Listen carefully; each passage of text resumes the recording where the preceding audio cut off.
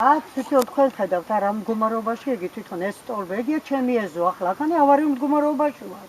აქანე ვერც თხილს ხევ ნორმალურად და ვერაფერი.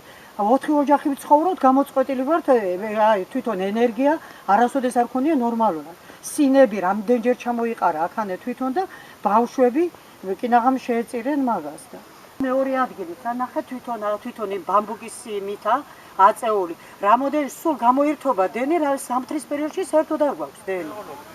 ავდივართ გზებზე, გვეშინია ხან მანქანის, ხან ძროხის, ხან რა ვიცი მე.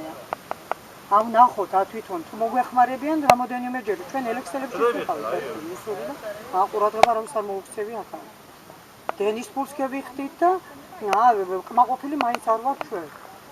რო იყოს ახლა მარტო ჩვენზე დამოკიდებული, კაცო ქეაერედებულმა, როცა ბავშვი სკოლაში მიდის, მიდის, ხო არ გაყვები ახლა ზოგი მე-5, მე-6 კლასელებსა, მე-7 კლასელებს.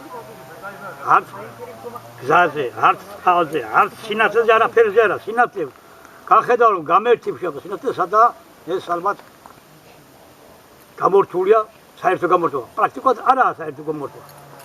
დამპალი ბოძები რომ არის, ახდენს მე არის დამტვარი მავთულე ნომასა ხაციტის ბადა მე კი არა